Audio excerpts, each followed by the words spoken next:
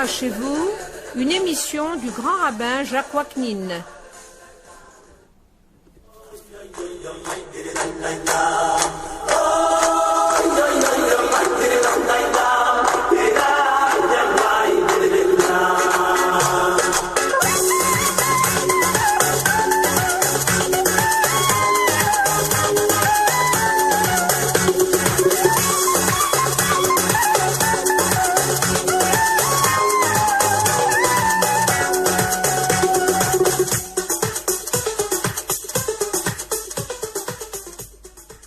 Chers amis, bonjour. Nos sages ont l'habitude de nommer la paracha de la semaine par le mot le plus significatif du premier verset. Donc, la paracha de cette semaine aurait dû s'intituler Parashat Yitzhak, d'autant plus que Yitzhak est le principal personnage de cette section de la Torah. Comme à propos de Noach, où il est écrit dans le premier verset Ele Toldot Noach, le titre choisi pour la paracha est donc Parashat Noach. Si nos sages ont préféré pour la paracha de cette semaine le titre de Toldot, dont le sens est engendrement, descendance, histoire, c'est parce que toute l'histoire de l'humanité, depuis la création du monde jusqu'à la venue du Mashiach, se joue entre l'emploi des deux Toldot, le Toldot de Bereshit du chapitre 2 de la Genèse, verset 4, Elle Toldot Hashamaim ve'aretz behibaram, je traduis, voici l'histoire du ciel et de la terre lorsqu'ils furent créés, c'est-à-dire la création du monde, et le Toldot de la fin du livre de Ruth, au chapitre 4, verset 18, Ve'ele toldot Peretz, etc. Ve'ishai, Holid et David, dont la traduction est la suivante. Voici les engendrements de Peretz. Peretz est né de Yehuda et de Tamar. Peretz engendra Chetzron, Chetzron engendra Ram, etc. Oved engendra Ishai, et Ishai engendra David. David étant l'ancêtre du Mashiach. Cette interprétation est fondée sur le fait que le mot Toldot est employé 13 fois dans la Torah pour rapporter l'histoire de la création ou celle de la descendance de certains personnages bibliques, et les deux seules fois où le mot Toldot est écrit plein, c'est-à-dire avec un vav, c'est uniquement, justement, dans les deux versets cités plus haut. Le vav étant le signe de perfection, donc seule la création du monde par l'Éternel et la venue du Mashiach sont parfaites. Dans tous les autres cas, le mot Toldot est écrit de manière défective, sans le vav. Pourquoi ? Pour décrire des situations heureuses ou qui sont transformées en catastrophes, ou bien le contraire. On va donner des exemples. À propos d'Adam, sa vie fut d'abord idyllique, mais suite à sa faute, il est chassé du Gan Eden et il dut travailler la terre à la sueur de son front. Donc on aura un vav au début et sans vav à la fin dans le mot Toldot. Noach, d'abord sauvé du déluge, fut amené à maudire son second fils Ram pour son inconduite. Alors ici, de même Yitzhak. Mais si Yitzhak devient le successeur spirituel d'Abraham, eh bien Abraham a un autre fils qui s'appelle Ishmaël et qui s'est complètement disqualifié par sa conduite. Et Esav c'est complètement, donc Esav le rachat, c'est racheté par la naissance d'Éliphaz. On a Esav au début sans vav et à la fin avec un vav dans Toldot. Pourquoi ? Parce qu'il s'est racheté à la fin par la naissance de son fils Éliphaz qui a sauvé la vie de son oncle Yaakov en fuite. Même Yaakov a eu des problèmes avec ses enfants. Mais finalement, la Torah témoigne qu'ils étaient 12, Bayou ben Yaakov, Shnemasar, tous dignes, c'est-à-dire tous dignes et fidèles. Voilà pour l'orthographe du mot Toldot qui donne lieu à des commentaires particuliers. L'histoire d'Israël est donc un parcours semé d'épreuves qui va de la création de l'univers à son accomplissement par la venue du Messie.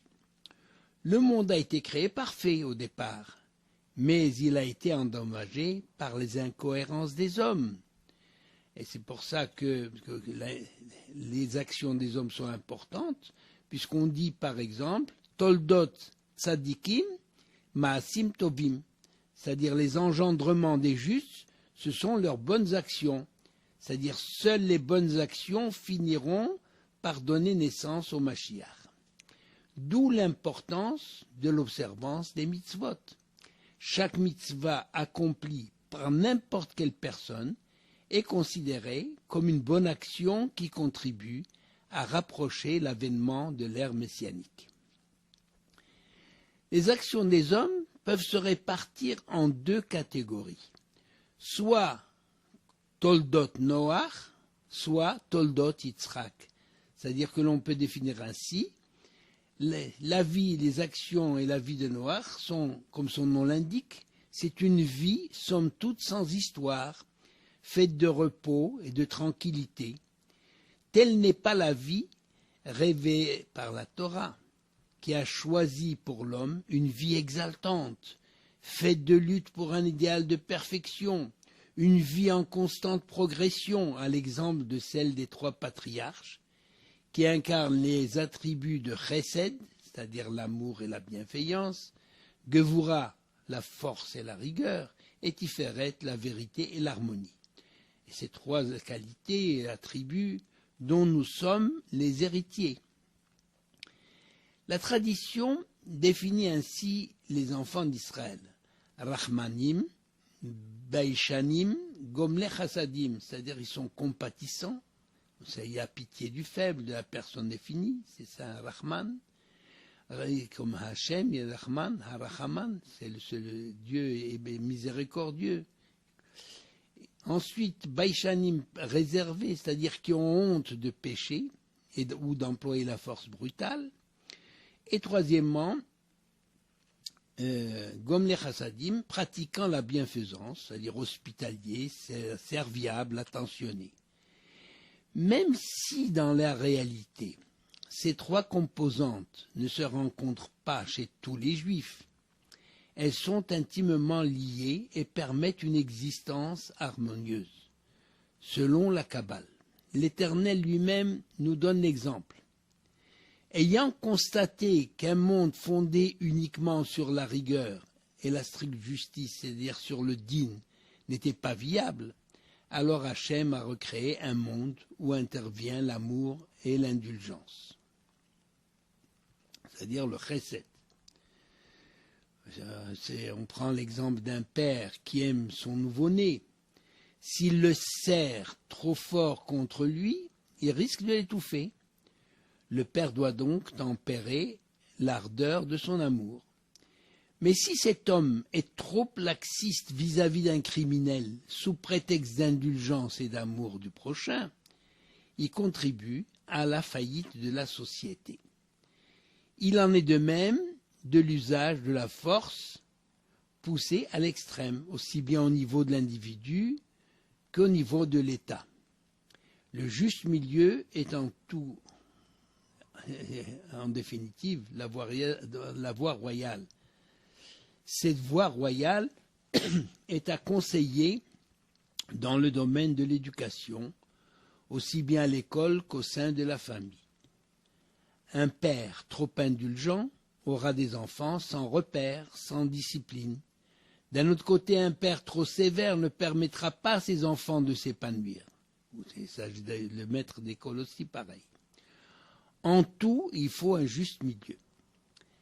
À l'origine du peuple juif, eh bien, le peuple juif est nourri des qualités d'Abraham et d'Yitzhak, mais aussi celles de Yaakov. Yaakov, c'est justement celui qui fait l'harmonie entre le chesed et la gvura, entre l'amour et la force et la violence. devenu, et la rigueur, devenu Israël, Yaakov, qui s'appelait Yaakov, devenu Israël, c'est-à-dire celui qui a lutté avec Dieu et avec les hommes, eh bien il est tenu de lutter contre l'environnement hostile, c'est-à-dire qu'il est obligé parfois d'employer la force, d'avoir recours à la force. Pour cette raison, à l'exemple de Yaakov, nous sommes devenus nous aussi des Bnei Israël face au danger. Le titre donné à la paracha de cette semaine se justifie par ailleurs. Elle Toldot Yitzhak ben Avraham, Avraham holidet Yitzhak. Ça veut dire, voici les engendrements d'Yitzhak, fils d'Abraham. Avraham a engendré Yitzhak. La palisse ne se serait pas mieux exprimée. Si Yitzhak est le fils d'Abraham, c'est bien que Abraham est le père de Yitzhak. C'est Abraham qui l'a engendré. Cette anomalie du texte n'a pas manqué d'attirer l'attention des commentateurs. Rachi rapporte le Midrash. Les plaisantins de l'époque mettaient en doute la paternité d'Abraham en disant qu'Yitzhak était en fait engendré par Abimelech, car auparavant Sarah était demeurée sans enfant. L'un de nos sages fait remarquer que le Midrash aurait dû parler de Rechaïm, c'est-à-dire pécheur, de calomniateur. Si le Midrash a opté pour le mot plaisantin ou moqueur, affirmant que Sarah était enceinte d'Abimelech, il s'agit d'une déformation d'une parole, ce qui arrive souvent lorsqu'on parle des gens. En réalité, certaines personnes bien intentionnées ont lancé l'idée que Sarah était enceinte, non pas d'Avimelech, mais grâce à Avimelech. Comment cela? En effet, pour remercier Avimelech de lui avoir rendu sa femme Sarah sans l'approcher, Abraham a prié pour qu'Avimelech ait des enfants. Or, il est connu que la personne qui prie pour autrui voit sa propre prière exaucée en premier, s'il est dans le même besoin. Hamitpallel be'atravero na'ana techila. C'est-à-dire qu'Abraham a donc vu sa prière exaucée grâce à celle qu'il a adressée à l'Éternel en faveur du roi des Philistins. Cette explication veut montrer combien nos paroles risquent d'être déformées lorsqu'on parle d'autrui. Pardon. L'Alchir fait remarquer qu'Abraham n'a eu son fils Yitzhak qu'après la circoncision, lorsque Abraham s'est circoncis lui-même, alors qu'Ishmaël est né avant la circoncision, c'est-à-dire du temps où notre patriarche s'appelait Avram. Cette précision est importante pour expliquer le choix d'Yitzhak, né dans la Kedusha, dans la pureté et la sainteté. Autre explication du choix du titre est les Toldot. La personne qui enseigne l'enfant de quelqu'un d'autre est considérée comme si elle était son géniteur, car la vie véritable est celle qui est remplie d'études de Torah. C'est-à-dire qu'à la limite, si on doit sauver un enseignant digne de ce nom, est celui qui considère ses élèves comme s'ils sont ses propres enfants. Abravanel s'est attaché à montrer qu'Yitzhak a connu les mêmes péripéties dans sa vie que celles qu'a connues Abraham.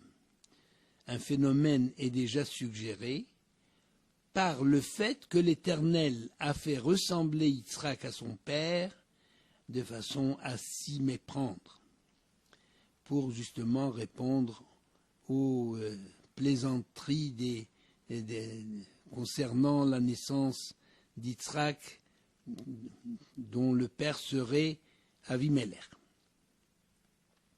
Le couple Abraham, Sarah était stérile, le couple Yitzhak et Rebecca le fut aussi. Abraham devint père d'un fils dévoyé et méchant, Ishmaël. Yitzhak connaît le même sort avec la naissance de Esav, devenu l'ennemi juré d'Israël. Abraham fut tenu éloigné de sa maison, il a tenu d'éloigner de sa maison son fils Ishmaël, qu'il aimait pourtant, le privant ainsi de la bénédiction qui revient à l'aîné de la famille.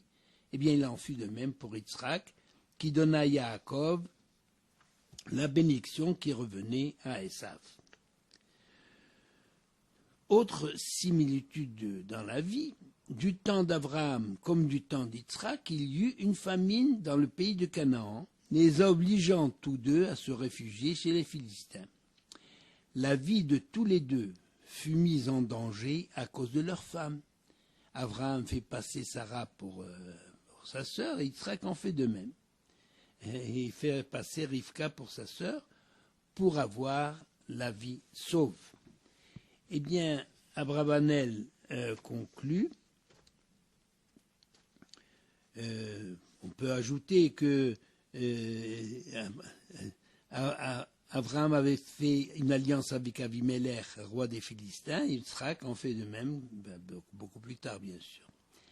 Abraham fut béni en troupeaux et en menu bétail, Yitzhak reçut la même bénédiction.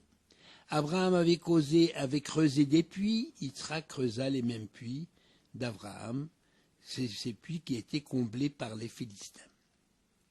Conclusion d'Abravanel, Abraham holid et Yitzhak, Abraham a engendré Yitzhak, c'est-à-dire un fils qui lui ressemble en tout point et qui a connu les mêmes péripéties dans sa vie. Yitzhak signifie « il rira », et le Zohar se fonde sur cette signification pour déclarer « seule une âme purifiée et pure comme celle d'Abraham pouvait introduire la joie dans le monde ».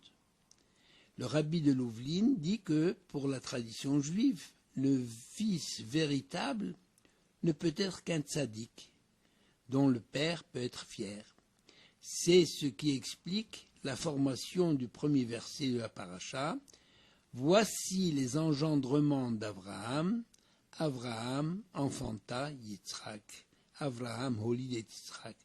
C'est-à-dire que seul Yitzhak est mentionné. Le texte omet l'existence du fils aîné Ishmaël, qui a reçu sa part d'héritage, mais qui s'est éloigné du chemin tracé par le père. Et ça omet aussi l'existence de tous les autres enfants que Abraham a eus avec Ketura, dont certains sages disent que Ketura n'est autre que Agar, la servante de Sarah. Le Or HaChaim, Rabbi Chaim Ben Attar, affirme qu'Yitzhak était supérieur à Abraham. Pourquoi ? Parce que Yitzhak est fils d'un tzaddik, alors qu'Abraham est fils d'un idolâtre. C'est vrai qu'Abraham a plus de mérite que tout autre homme au monde, parce qu'il s'est fait tout seul par la force de sa volonté. Il est le premier à avoir découvert le vrai Dieu. Il est le premier à avoir introduit la notion d'amour, la notion de chesed. Il n'y a rien de comparable entre un tzaddik, fils d'un tzaddik, c'est-à-dire qui est né dans un environnement à haute teneur en spiritualité, et un tzaddik, fils ben racha, un tzaddik, un saint homme, fils d'un racha, d'un mécréant, puisque Abraham avait pour père un idolâtre, Terach. Alors, comment comprendre cette affirmation du Talmud? On peut comparer cette situation à celle d'alpinistes chevronnés et qui, ayant atteint un sommet après bien des efforts d'escalade, découvre un jeune enfant qui se trouve là. Alors il pose la question, mais comment es-tu arrivé là? L'enfant répond, j'y suis né. Il est évident que cet enfant arrivera à de plus hauts sommets que ses interlocuteurs, parce que pour cet enfant, fils d'alpinistes chevronnés eux aussi, le point de départ est déjà à une haute altitude. Il en est ainsi de Yitzhak qui se trouve déjà à sa naissance dans un environnement de haute spiritualité qu'Abraham ne connaissait pas. En général, par exemple, un fils de commerçant aura davantage le sens du commerce qu'un fils d'un fonctionnaire. De même, un fils d'un paysan élevé à la campagne aura davantage le sens de la nature qu'un citadin. Un citadin peut bien sûr s'intéresser à la nature, mais n'aura pas le même sentiment, la même approche. L'auteur de Yismach Moshe fait remarquer que l'on rencontre la formule Ismaël ben Abraham, c'est-à-dire que Ishmaël, fils d'Abraham, mais jamais Abraham Olidet Ishmaël. On ne voit pas que Abraham a engendré Ismaël. Pour quelle raison? En réalité, tout enfant est fils de son père, mais il existe deux sortes de fils. La majorité des enfants du monde peuvent affirmer qu'ils sont les fils de leur père. Là-dessus, aucune contestation possible. Même les enfants de pères inconnus sont fils de leur père. La seconde catégorie est celle des fils qui remplacent le père. Les fils qui prennent la relève. Rôle généralement dévolu à l'aîné de la famille ou à défaut au fils le plus méritant ou le plus mûr. Il en est ainsi d'Abraham.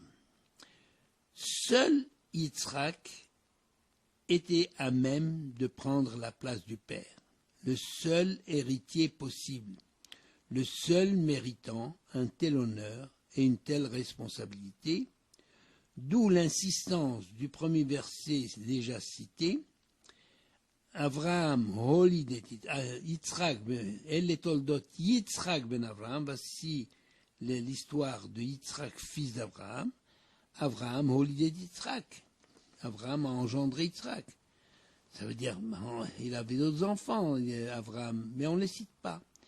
En définitive, pour la succession spirituelle, eh bien, seule la valeur personnelle du fils est prise en compte. Cette situation se rencontre souvent dans l'histoire du peuple juif. Par exemple, à propos du service du temple, eh bien, c'était la famille de Lévi qui était chargée. Mais qui a été chargé du transport? C'est Kehat, le puîné, qui était recensé avant l'aîné de la famille de Lévi, c'est Gershon, l'aîné de la famille. Gershon, Kehat et Merari. Et les enfants de Lévi sont Gershon, Kehat et Merari. Gershon est l'aîné. Mais c'est Kehat qui reçoit une charge la plus importante à la place de l'aîné de la famille.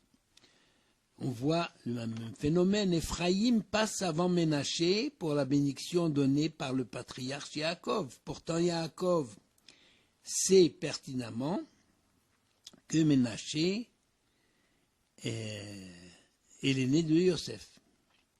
Et David. Eh bien, David, le plus jeune de la famille de Ishaï. Le prophète Samuel en a été lui-même étonné et n'en croyait pas ses yeux lorsqu'il s'est rendu dans cette famille de Ishaï pour nommer le successeur au roi Shaoul. David n'était ni l'aîné, ni le cadet de la famille, mais le petit frère méprisé à qui on confiait la garde des troupeaux. Cette âme pure de David va engendrer l'âme pure du Mashiach, du libérateur d'Israël et de l'humanité. Dans notre paracha, une simple anomalie dans la formulation du titre a déclenché toute une série de considérations psychologiques, sociales, historiques et spirituelles. En fait, au-delà de ces considérations, pointe dans la Torah en filigrane l'importance de la valeur personnelle des hommes qui doivent assurer la pérennité du judaïsme. C'est vrai que les cieux appartiennent à Dieu, comme il dit dans les psaumes, à Shamaim, Shamaim Lachem, que l'on récite le jour dans le Hallel, et que Dieu peut agir comme bon lui semble, même sur la terre. Mais Hachem a voulu que la terre demeure du ressort des hommes. Ve'aretz natan d'ibne Adam. Or, les hommes dont parle la Torah, c'est vous et c'est moi, en notre génération, dans les conditions nouvelles qui sont les nôtres, avec les moyens de communication dépassant tout ce que nos ancêtres pouvaient imaginer.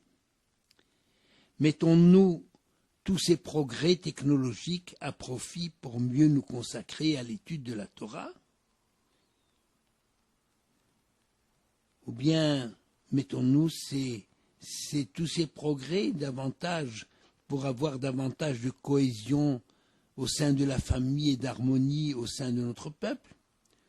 Ou bien les employons-nous à notre ascension morale et spirituelle, à notre rôle de peuple de l'Éternel dans le monde?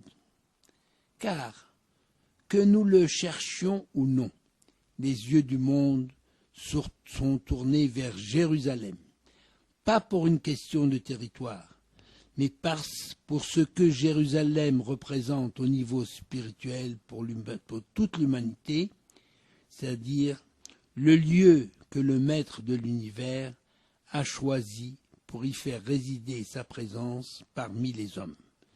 Beracha ve'hatzlacha.